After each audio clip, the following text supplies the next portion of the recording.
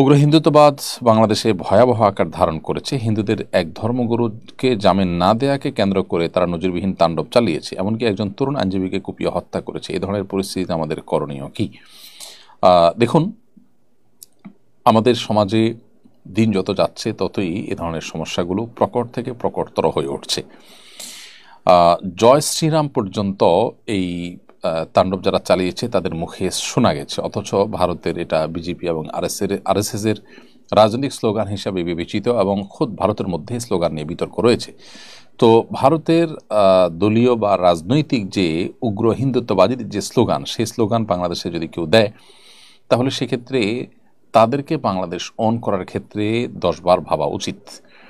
সেই সাথে যে চিন্ময় দাসকে জামিন না দেওয়ার কারণে তাণ্ডব চালানো হয়েছে, সেটা রীতিমতো আদালত অবমাননার শামিল বলে আমরা মনে করি। কারণ আইনের প্রতি তাদের বা আদালতের প্রতি ন্যূনতম আস্থা থাকলে তারা এত বড় একটা জঘন্য কর্ম দিন দুপুরে আদালতের মধ্যে করার কথা নয়। এর আগে বিভিন্ন মসজিদে এবং আরও বিভিন্ন জায়গায় ইসকনের এই সমস্ত অনুসারীদের হামলা এবং আক্রমণ করার দুঃসাহস দেখানোর ঘটনাও কিন্তু ঘটেছে।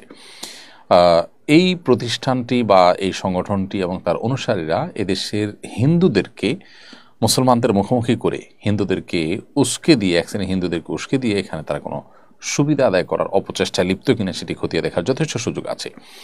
আন্তর্জাতিক ইসকন, যেটি ইসকন আপনার আমেরিকা থেকে এটি প্রতিষ্ঠা হয়েছে আমরা জানি, এবং তাদের পৃথিবীর বিভিন্ন প্রান্তে তাদের শাখার প্রশাখা রয়েছে। তো সেই ইন্টারন্যাশনাল ইসকন টুইট করে এই ঘটনা, অর্থাৎ চিন্ময় দাসকে গ্রেপ্তার ঘটনায় ভারতের হস্তক্ষেপের কথা জানিয়েছে। এটা রীতিমতো বাংলাদেশের সার্বভৌমত্বের উপরে আঘাত এবং এটি বাংলাদেশের মানুষের জন্য চরম অবমাননাকর এবং অপমানকর। এরকম পরিস্থিতিতে বাংলাদেশের সর্বস্তরের মুসলমান, এমনকি শান্তিকামী যে হিন্দু ভাইরা আছেন, তাদেরও এখানে ঐক্যবদ্ধ থাকা উচিত এবং অন্যান্য ধর্মাবলম্বীদেরও ঐক্যবদ্ধ থাকা উচিত। এবং এ ধরনের পরিস্থিতিকে ট্যাকেল দেওয়ার জন্য যারা উগ্রবাদী তাদেরকে আইনের আওতায় এনে সর্বোচ্চ শাস্তি যেমন দেওয়া উচিত, এবং এখানে কোনো প্রকার নমনীয়তা গ্রহণযোগ্য হবে না।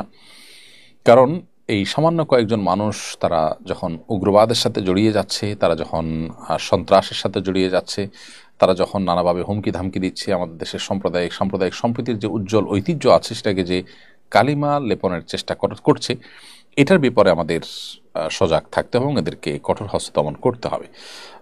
অন্যান্য হিন্দু ভাই বোন যারা শান্তিপূর্ণভাবে সহাবস্থান করছে আমাদের সাথে, তাদের প্রতি শরিয়া দৃষ্টিকোণ থেকে একজন মুসলমান হিসেবে আমাদের যে শান্তিপূর্ণ সহাবস্থানকারী অন্য ধর্মাবলম্বীদের প্রতি সদাচরণ করার নির্দেশ রয়েছে আল্লাহ সুবহানাহু ওয়া তাআলার তরফ থেকে, সেটি অবশ্যই যথারীতি বলবৎ আমাদের থাকা উচিত। মোহাম্মদ ইলিয়াস মঠবাড়িয়া এডি থেকে আপনি লিখেছেন, বাসার শোকেস আলনা ইত্যাদি কেনা অপচয় হিসেবে গণ্য হবে কিনা? না, শোকেস আলনা ইত্যাদি এগুলো আজকাল নিত্য প্রয়োজনীয় দ্রব্যাদির অন্তর্ভুক্ত। এগুলো কিনতে গিয়ে যদি আপনি অহেতুক টাকা পয়সা নষ্ট করেন, একটা থাকছে আরও কয়েকটা কিনেন এবং কদিন পর পর আপনি চেঞ্জ করেন প্রয়োজন ছাড়া, একান্ত কোনো যৌক্তিক কারণ ছাড়া, এবং সেখানে আপনি অস্বাভাবিক মাত্রায় বা পর্যায়ে যদি আপনি টাকা পয়সা খরচ করেন, তাহলে সেক্ষেত্রে সেটা অপচয় হিসেবে গণ্য হতে পারে। এরপরে সজীব ইসলাম জয় আপনি লিখেছেন, আমি বিদেশে থাকি, জুমার নামাজ ছাড়া অনেক ওয়াক্ত নামাজ একা একা পড়া লাগে, করণীয় কি?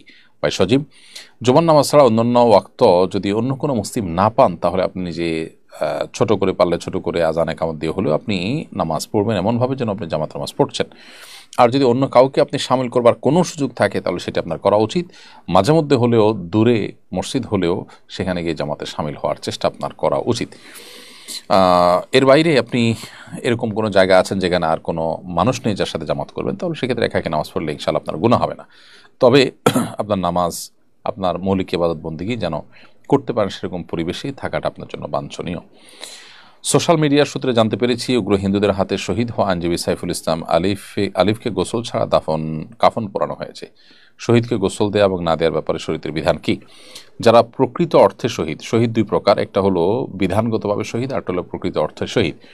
যারা প্রকৃত শহীদ বা সার্বিক বিচারের শহীদ, তারা হলেন মূলত অমুসলিম বা অন্য ধর্মাবলম্বী যারা আছে তাদের হাতে কোনো মুসলিম যদি মৃত্যুবরণ করেন মুসলিম হওয়ার কারণে, কিংবা কোনো শরিয়ার দৃষ্টিকোণ থেকে যে জেহাদ, সে জেহাদে গিয়ে যদি মৃত্যুবরণ করেন, তখন তিনি শহীদ হিসাবে বা হাকিকি বা প্রকৃত শহীদ হিসাবে তিনি মর্যাদা পান। তো এখানে আমাদের যে ভাই, অর্থাৎ অ্যাডভোকেট সাইফুল ইসলাম আলিফ, তিনি যে মারা গেছেন, বা তাকে যে খুন করা হয়েছে, তিনি যে খুনের শিকার হয়েছেন, তার এই সাইফুল ইসলাম আলিফ সাহেবের খুন হওয়ার ঘটনা আমরা জানি যে এখানে খুনিরা সবাই হিন্দু, উগ্রবাদী হিন্দু। তারা তাকে মুসলিম হওয়ার কারণে তাদের একজন অপরাধী উগ্রবাদী একজন হিন্দু নেতাকে জামিনের বিরোধিতা করার কারণে সরকারি উকিল হিসাবে তাকে হত্যা করেছে। এখানে বলার অপেক্ষা রাখে না যে অমুসলিম, অন্য ধর্মাবলম্বী এবং মুসলিম বিদ্বেষীদের পক্ষ থেকে একজন মুসলমানকে হত্যা করা হয়েছে। অতএব এই মৃত্যুটা হাকিকি শাহাদাতের মৃত্যু। আর হাকিকি শাহাদাত বা প্রকৃত অর্থে শহীদ কেউ হলে তার বিধান হলো যে তিনি গোসল ছাড়া দাফন কাফন তাকে দিতে হবে, এবং সেটাই তার ক্ষেত্রে করা হয়েছে। আমরা দোয়া করি আল্লাহ তাআলা তার শাহাদাতকে কবুল করুন এবং তাকে শহীদ হিসেবে আল্লাহ সুবহানাহু ওয়া তাআলা মাকবুলিয়ত দান করুন।